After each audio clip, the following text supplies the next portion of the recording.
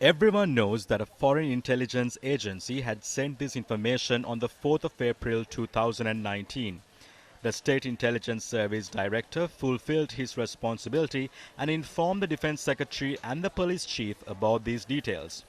The information had been communicated to them. On the 16th of April 2019, I flew overseas for medical treatment.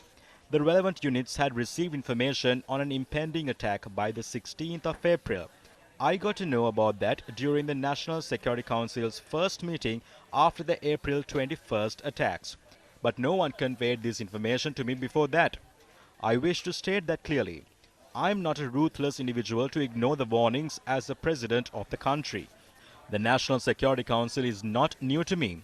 Before I became president, I attended certain meetings of the National Security Council during the presidency of Chandrika Bandaranaike.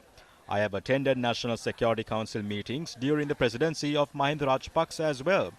It is no secret that Mahinda Rajapaksa had to fly overseas during the final 2 weeks of the war to attend an international event. I served as the acting defense minister at that time. Therefore, I gained a good understanding of the National Security Council before I even became president.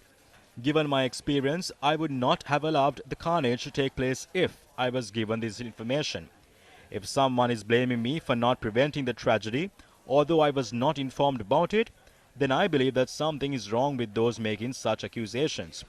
I am not a person who would shirk my responsibilities and fly overseas. However, a wrong impression was created in the country. Any evidence has not been tabled before the Commission suggesting that I had received prior information.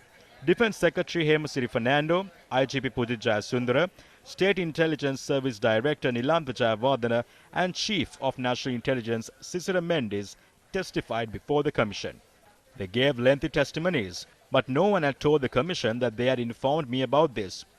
I was hospitalized on the 20th and 21st of April.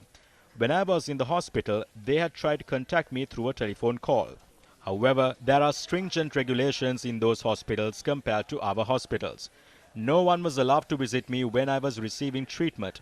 When the April 21st attacks occurred, I was informed about it by the President's Secretary, the IGP and Prime Minister Ranil Wickremesinghe.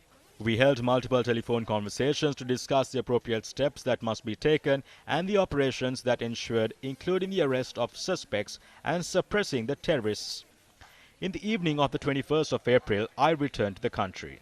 සියලු ක්‍රියාමාර්ග සම්බන්ධයෙන් උපදෙස් දුන්නා. අප්‍රේල් 21 රෑ කොළඹට ආවා මම. ගරු ජනාධිපතිතුමනි ඔබතුමා කිව්වා Mahinda You said that you were serving as the acting defense minister when Mahinda Rajapaksa had gone overseas. Therefore, I wish to question you as to why an acting defense minister was not appointed when you went overseas. ඇයි ඒක තව වැඩ බලන්න කවුරු හරි පත් කරලා නොගිය කියන පොඩි ගැටලුවක් තියෙනවා ඒක පිළිබඳව ඔබතුමාට උත්තර දෙන්න පුළුවන්. කතානායකතුමනි මහින්ද රාජපක්ෂ මැතිතුමා යන An acting defense minister was appointed when Mahinda Rajapaksa flew overseas as there was a war in the country. Nevertheless, there was a state minister of defense when I went overseas for 4 days.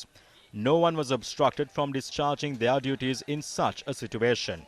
I wish to reiterate that action must be taken immediately against those with terrorism links. Intelligence units of powerful countries such as the US, Singapore, India and the UK visited the country in the aftermath of the attacks and conducted investigations.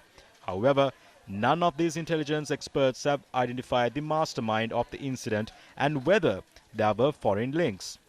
As far as I know, none of the intelligence experts have mentioned this in their report. Speaking of extremism and terrorism, it is the government's responsibility to suppress them. Be it the President, Prime Minister, ministers or the officials, everyone is collectively responsible for the bombings. While taking collective responsibility, the shortcomings must be identified through an investigation. Therefore, to prevent such an attack from taking place in the future, it is essential to strengthen national security and the relevant institutions while also establishing a national security board as well. ජාතික ආරක්ෂක මණ්ඩලය ව්‍යවස්ථාපිත නීත්‍යානුකූල ආයතනයක් කිරීම ඉතාමත්ම අවශ්‍යයි.